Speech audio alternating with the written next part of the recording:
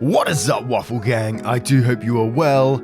My name is Mark, and today we're checking out some more r/AmITheButthole. If you love a cheeky Reddit story, hit that subscribe button now, maybe that notification bell too. Before we jump in, a quick shout out to Benjamin Cannon over on Patreon and Nora Hellhund over on YouTube for joining us as members. Thank you so much, and thank you to everyone for 20 minutes out of your time today. And let's crack on with today's stories. Much love, guys. Now, our very first story does follow with an update, and it's from Cat Woes Throwaway, titled, "Am I the arsehole for kicking my boyfriend out over my cat?" Woohoo. For context, my 24 female boyfriend, 30 male, and I recently moved in together. It's something we've been talking about, and when his lease ended, he moved into my apartment. I have a cat, Millie, who is my baby girl that I've had since she was a kitten. Back when my boyfriend and I first started dating, he made a joke that if we're ever going to live together, he'd have to get rid of the cat, which I dismissed at the time.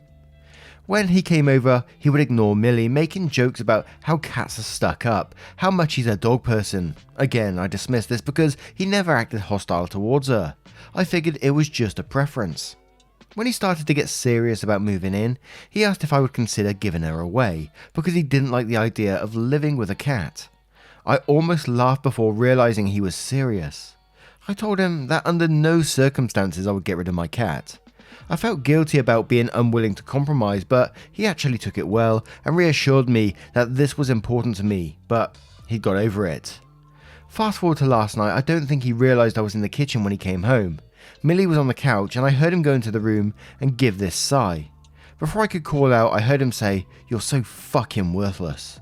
It terrified me because I've never ever heard him speak with such malice. He sounded like a different person.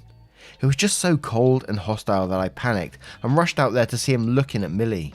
Here's where I might be the arsehole. I completely freaked out. I was yelling and asking what he thought he was doing, talking to her like that. He jumped and I scooped Millie up and told him to leave my apartment right now. He looked so stunned and started to argue, asking where he was supposed to go. I told him I don't care, he just needs to leave. He was pissed and said he was going for a drive and slammed the door behind him. I immediately started sobbing and holding Millie. I was shaking and she could tell I was upset and kept cuddling me.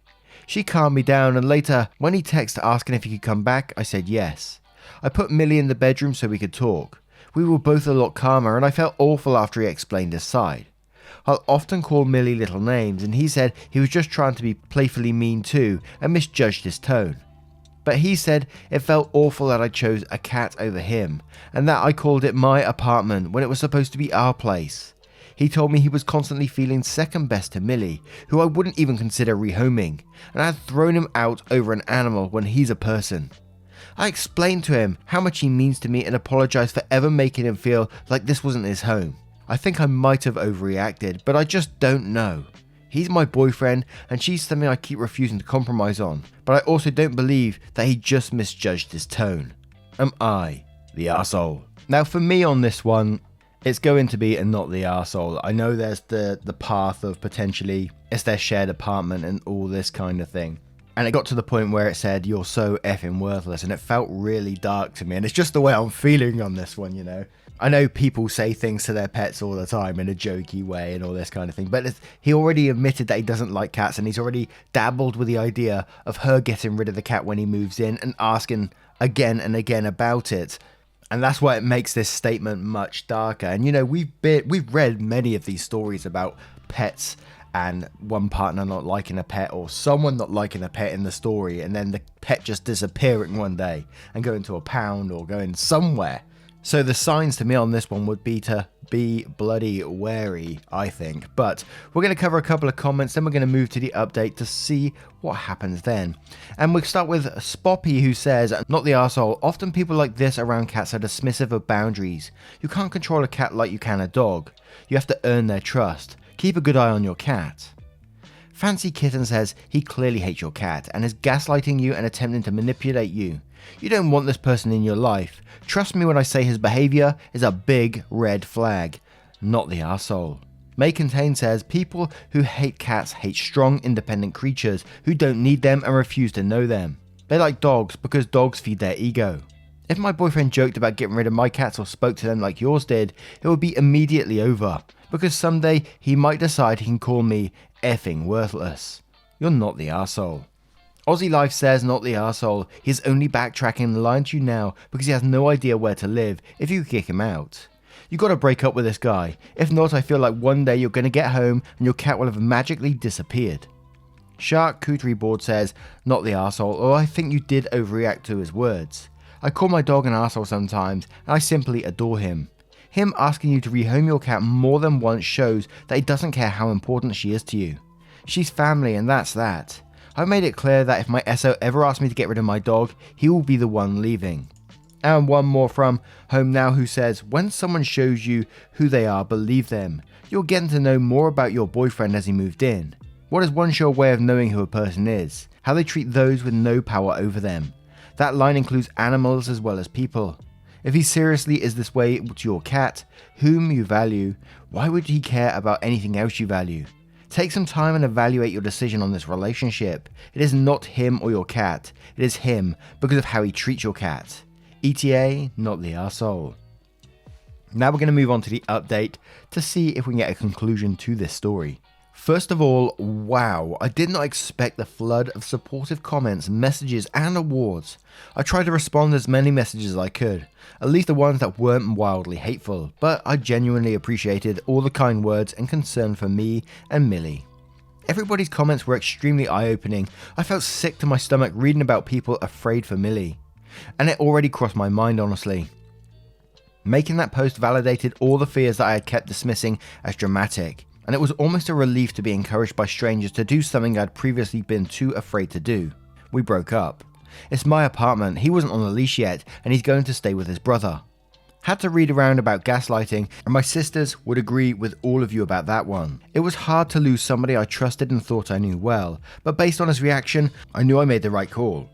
He essentially told me that if I couldn't learn to put other humans before my cat, I'd be alone for a very long time, and that I'd be waiting for me to reach out. Millie doesn't deserve to just be tolerated. She deserves to be safe and treated like the little princess she is by anybody I live with. She's seen me through so much, and I'd rather be alone than her wandering around the side of the road somewhere, and I'm absolutely terrified of her ever being hurt. It isn't worth the risk. I'm okay with it just being her and I for now. Thanks everybody for the advice. And we did get some cat tax. Let's check it out. Oh, look at that cutie little cuddle in the hand there. Now you guys know that I have Poppy that I inherited when my dad passed away, but we also have this cat that comes into our house, just in case some of you guys haven't heard about this. And I have a cat flap when I used to have a cat as well, many moons ago. But now this cat just started coming through the cat flap one day, and I did try to lock it out for the owner's sake, you know, because I don't want it lounging around my house all day and then the owner's being worried. But it got to the point where this cat is literally banging his head against the cat flap, and it's only like not thin, but a plastic thing, so you could see it bending. And one day it just burst through, actually snapped the door in half. And it was like literally in half, and then the cat's head was just poking through, and I was like, oh my word. And so I had to sort of take the door off for a little bit, because I don't want the cat hurting itself by like rubbing itself against that sharp plastic edge. So now the cat just wanders in and out, and I sometimes find it just lounging around the house all by itself. And this cat has got some attitude, let me tell you. And I'm all for it. I love it. But what do you guys think of this story? Let me know your thoughts in the comments below, and we'll move on to the next one. And our next story comes from Sinakan. Am I the arsehole for not showing up for a dinner with my sister when I found out she was planning to set me up? I, 34 male, am a single dad of 2 amazing kids. My 18-year-old son and my 14-year-old daughter.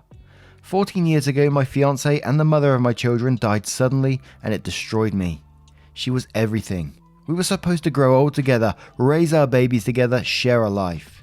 She was my best friend for 15 years and my love for 6. After she died, my family expected me to date again, find love again, marry someone and find another mother for my kids. But I have never had any interest in meeting someone else. I focus on being a good dad and enjoying my life the best I can, but I never wanted to move on, and I don't feel like it's something that will ever happen for me. About 2 years after my fiancée died, though, my sister started getting pushier. She told me I needed to find someone who could make me happy, that I deserved better than staying single for the rest of my life. I told her it's my choice, and if that's what feels right to me, then it's what I'll do. For the most part, she let it go once I say no, but she brings it up often enough that it has affected our closeness. 2 years ago, we stopped talking for months after she brought my kids into this plot to set me up, and was disappointed they didn't want to take part in it. When I found out, I was furious and thought that was the last of it when we reconciled, but she saw I was willing not to speak to her, and her apology was the most genuine it had ever been.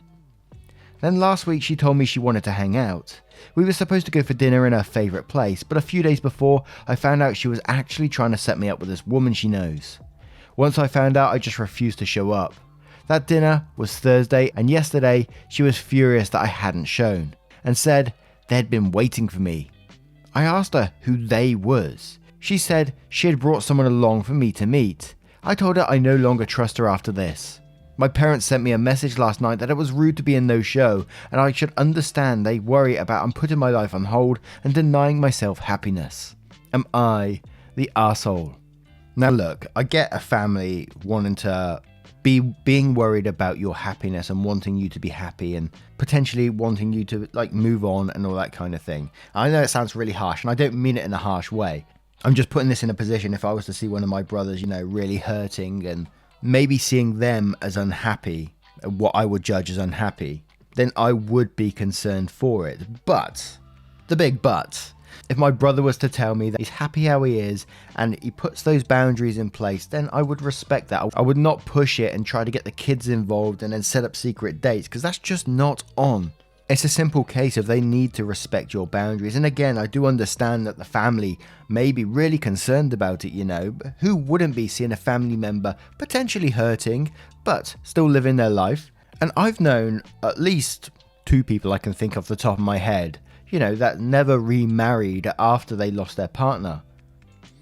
And from an outside perspective, obviously I don't know everything about their lives, they looked perfectly happy as people. And OP just wants to be the best dad that they can possibly be, and I cannot blame them for that. Things may change in the future, who knows, life is a wild ride, so absolutely not the arsehole from me. But Winds of Winter Please says, wow, not the arsehole, your sister is not respecting your choice, I would not have showed up either. OP replies, I don't think any of my family particularly like or respect my choice. The others push less because they know I will not tolerate someone trying to go against my boundaries and wishes. Apparently I now need to stop talking to or seeing my sister because she will never learn. Borg Teddy says, not the arsehole, you're not ready to date and they should respect that. I get that your family wants you to be happy, but this is not helpful at all. I also hate the implication that you can't be happy without a significant other. Oh yeah, too true. Back in my day says, back in my day, not the arsehole, my mum never dated after my dad passed. I asked her why once, and her answer had stuck with me through the years. She said, I already had the best, why would I want anything else? If you have met your soulmate, your life is complete, even if they have passed. And one more from Terry Sash who says, not the arsehole, your sister isn't treating you like an individual with your own desires. She doesn't respect you. It sounds like she wants to fix you, and probably wants credit for being the one who fixed you, but you aren't broken. Tell your family that you will no longer meet up with your sister alone, and will leave any family gatherings at which there are non-family single women present. They need to respect your choice to remain single or will reduce contact with them. Now, what do you guys make of this one? Perhaps you've seen a similar situation. Let me know your thoughts in the comments below, and we'll move on to another story. And our next story comes from Throwaway Therapy. Am I the arsehole for continuing to chaperone my 27-year-old female friend to dates, even though my girlfriend finds it weird? For context, we're all in our late 20s. I've been friends with a girl I'll call Steph since we were teens, and we are close as siblings. Her family is very conservative, she is used to a sheltered life, and is kind to a fault if not naive and easily taken advantage of. She tried online dating only this year, and the first time meeting a guy from online, I offered to go with her in case things didn't go well, because I didn't like the guy from the stories that she told me. She thanked me and took up my offer. She continued seeing the guy for a few months, even though I repeatedly told her that he has a lot of red flags. Complains about poor people being given handouts, thinks he's better than others because he has a postgrad, told Steph off the bat that he won't get along with Steph's sister because she's gay. And the relationship ended with Steph in a bad place, needing therapy and antidepressants. Steph is returning to the dating scene now, but her confidence isn't back to normal, and she always asks me what I think about the guy she's talking to. I've continued to offer to go with her when meeting guys she met online for the first time, and she hasn't said no. When we do this, Steph and the guy usually eat at a restaurant while I and another friend sit at a table in the same restaurant, pretending like I don't know her. My girlfriend finds it weird that I have to screen Steph's online matches and accompany a 27-year-old to her dates. She insists that, like her family, I'm babying Steph, and this is a reason why she continues to be naive. She says that Steph needs to learn how to be independent and think and look out for herself. She asked me at what point I was going to stop overseeing Steph's romantic life, because she thinks that Steph just says yes when I offer to accompany Steph because she's too timid to say no. I get her point, but I also think there's nothing wrong with offering to be there for Steph because she is like a sister to me. And if she says yes, then I take that at face value. She can say no or not tell me about going to dates at all, and I wouldn't mind. Am I the arsehole? And this is a wild one where I don't even know where to go with at the moment. So we're going to start with Nox Wild, who quotes and says, I also think there's nothing wrong with offering to be there for Steph because she's like a sister to me. And if she says yes, then I take that at face value. And it says, you honestly don't see anything strange about you offering to accompany a 27-year-old woman friends on her dates. Really? Do you belong to a culture where unmarried women are routinely chaperoned by male family members? Look. You don't seem to realise that Steph says yes because she doesn't want to say no to you. You say she is naive and easily taken advantage of and does not assert herself. You are absolutely not helping her find her strength. You're enabling her dependency and self-doubt. You're the arsehole for playing white knight instead of helping your friend become her own person. Tiny Mood replies to that saying, I don't honestly see anything wrong with wanting a get out of jail free card when going on online first dates. You hear stories of girls getting kidnapped and murdered by online dates, and they don't have to be particularly naive. Having a trusted male friend in the area if something goes wrong isn't overly dependent. Sure, they should be trying to help her gain independence, but throwing her to the wolves and hoping for the best is not the right answer. Gemma says you're the arsehole. How on earth can you possibly think this is good for Steph long term? Your intentions may be good, but you're babying Steph and making it harder for her to learn independence. That doesn't mean stop helping her completely, but help her to see that she can have confidence in her own decisions and doesn't need to ask you every time. And again, there's a reply from Beep who says, this is a safety thing, not a coddling Steph thing. Sarah Rainmaker says, I wouldn't go as far as to say you're the arsehole, however your girlfriend is right on a couple of counts. It is extremely weird and you're fostering a dependence in her by continuing to shelter her. Your heart is in the right place, but you aren't doing her or your relationship any favours by continuing. She's only going to continue to remain sheltered. She's almost 30 and she needs to learn how to adult.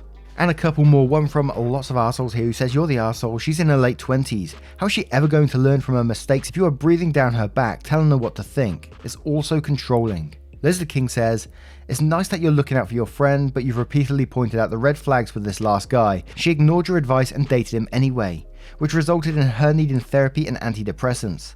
Why is she asking your advice when she doesn't take it? If you really want to do something, you could suggest things to look for in a partner, and things that can be red flags, but you need to let her make her own decisions, since in the end, she's doing that regardless of your advice.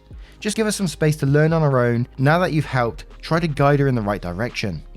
Now, what do you guys make of this one?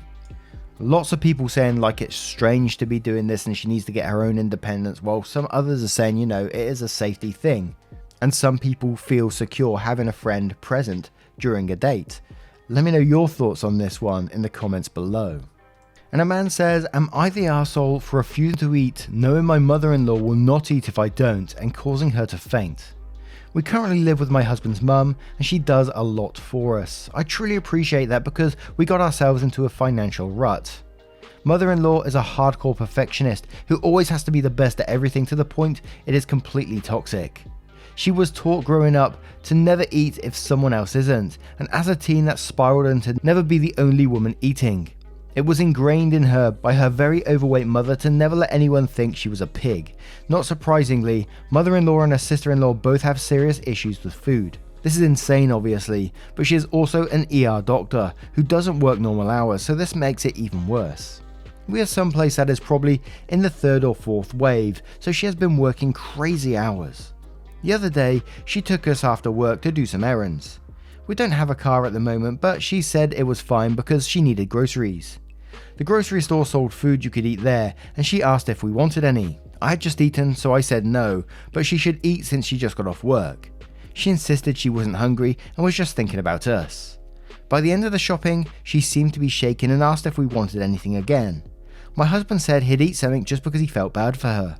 I wasn't hungry and said no. She ended up leaving without eating. Then we went home and she fainted. I don't know if it's just not from eating. She's been working like 20-hour shifts pretty routinely.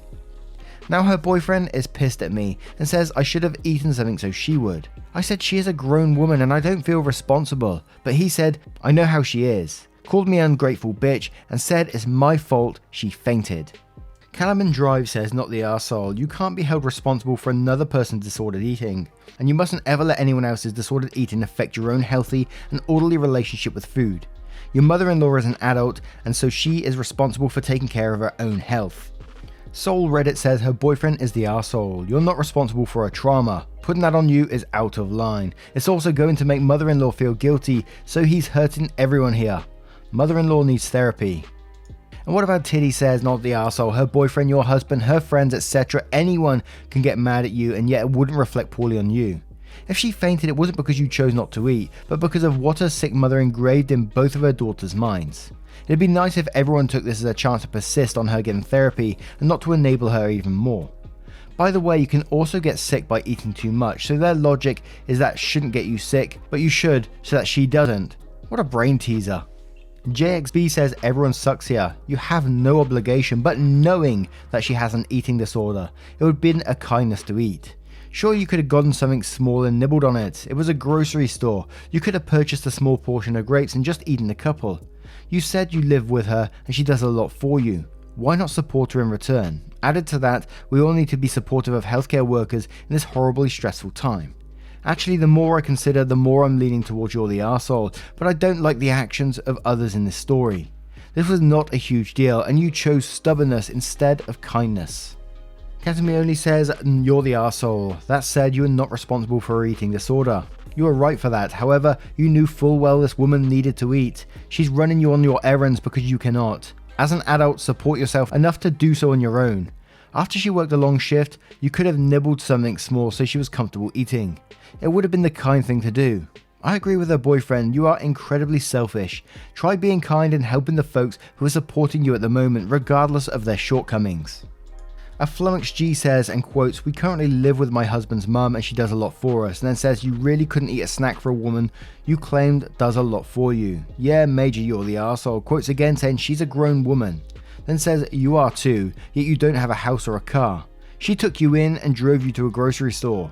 Oh my god, the disconnect. And one more from Sama Blam Blam who says, not the arsehole, you are right, she is a grown woman, one that desperately needs therapy for this issue, but a grown adult nonetheless. It's not your fault she doesn't eat, and she never said she was hungry or anything. How are you supposed to know she was going to faint? Now I gotta say, I was in two minds when I came into this one. I got a friend who had an eating disorder, well still does, you know, it never ever leaves a lot of people I guess.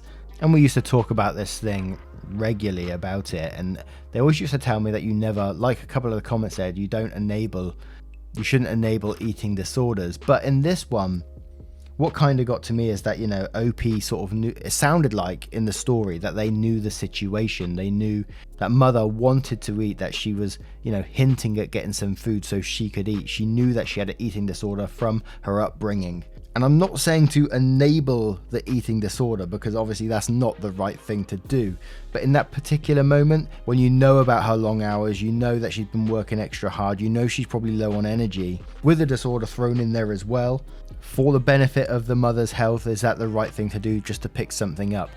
I don't know. I'm really lost on that one. I've got to be honest with you. I think if I was in that situation and what OP explained, all that stuff going through my head, I know the eating disorder, I know she's low on energy, I know she's hinting at getting food, I think I would get some food just for that moment. But it could be the wrong thing to do at the same time, I don't know. But what are your thoughts on this one? And we'll move on to another story. And our next story comes from Parking Sign 44. Am I the arsehole for how I responded after my husband asked why I'm being so unladylike in front of my whole family? To begin, I'd like to mention that my husband, 39, is the breadwinner. He works in airlines as a pilot and is always working, while I'm a stay-at-home mum taking care of our 3 kids, 5 years, 3 years, 6 months.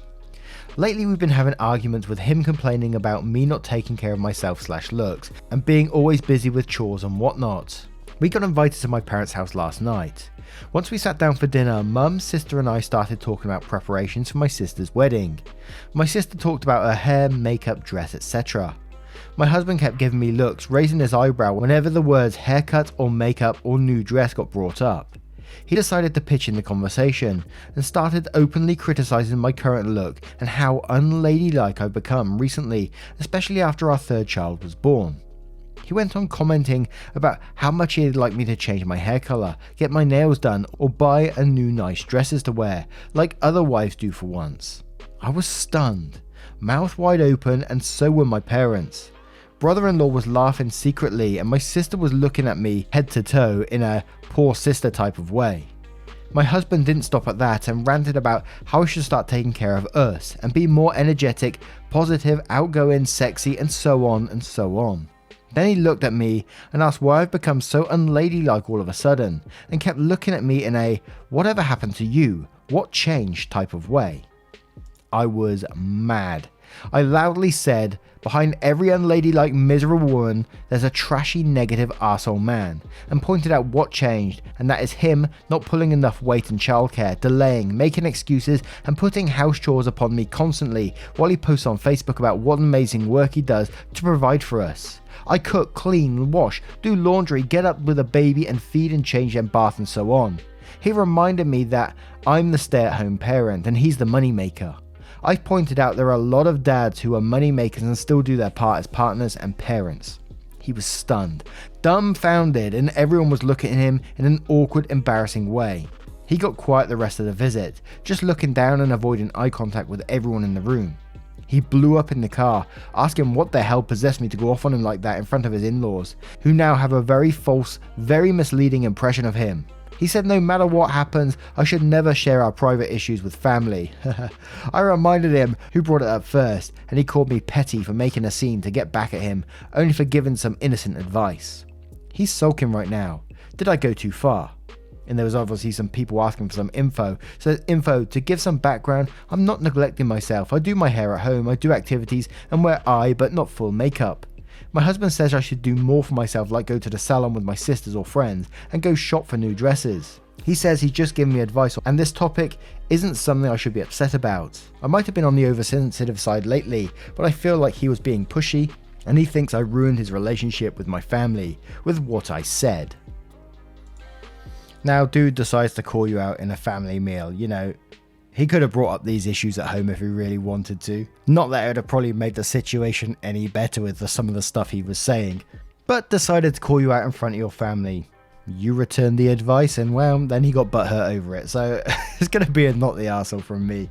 And I keep going back and reading that paragraph and trying to imagine the situation where he said it didn't stop at that and he said it wants you to be more energetic, positive, outgoing, sexy and so on, and then looks at you and says in a way that's what happened to you, what changed kind of way. And I kind of trying to put myself like when I go to family dinners and my nieces and their boyfriends are there and that's like, and if one of their boyfriends turned around to them and said this kind of thing, I don't think they would last in the family very, very long. Not that my niece would put up with it anyway.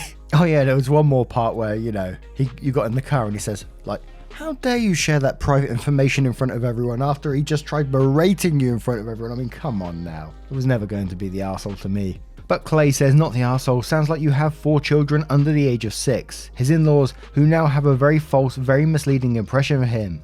I think his in-laws have a very clear idea who he is, considering he said all those terrible things in front of them. Judge Jed says, not the arsehole, working or not, he is a parent. It's his responsibility to help with children. He insulted, belittled and attacked you repeatedly in front of your family, and then had the nerve to sulk because you clapped back harder. No, you did not go too far. You said what needed saying. Don't let him guilt you into thinking you are in the wrong.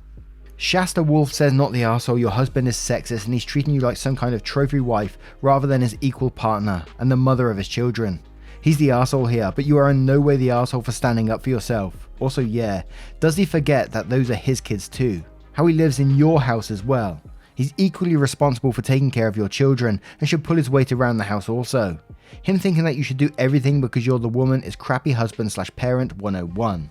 Okay, professional says not the arsehole. He was wrong to criticize you, period. What's stopping him from buying you a new dress and getting you a gift certificate at a beauty parlor as the breadwinner? While he takes care of the kids and lets you have a day of pampering. You had every right to defend yourself. He's lucky your family didn't put him out. Oh, you says, whoa, the 1950s called and they want their attitude back. Oh my god, Tutti Frutti says not the arsehole, and you most certainly did not go too far. He asked the question in front of family. Sucks for him that he did not like the answer he got. Shame on him for asking something like that in the first place. Good for you for putting him on a blast. I hope you told him what he can do with his innocent advice. And Merg says not the arsehole, absolutely not the arsehole. He deserves even more. I would get a divorce if I were you, but it's your life. But wow, ladylike. What the fuck? Now, what do you guys make of this story? What do you make of today's collection of stories? What are your thoughts, your verdicts, if you choose to share them in the comments below, but never any pressure either. A huge thank you for spending 20 minutes or so of your time with me today, and to the new members who have joined, means the absolute world. And as I said at the very start, if you do enjoy Reddit stories, don't forget to click that subscribe button as well, and there's a playlist on your screen as I speak that will scroll through various Am I the Arsehole stories. There's 600 plus videos at this moment of speaking. Get involved, and much love guys. Take care now.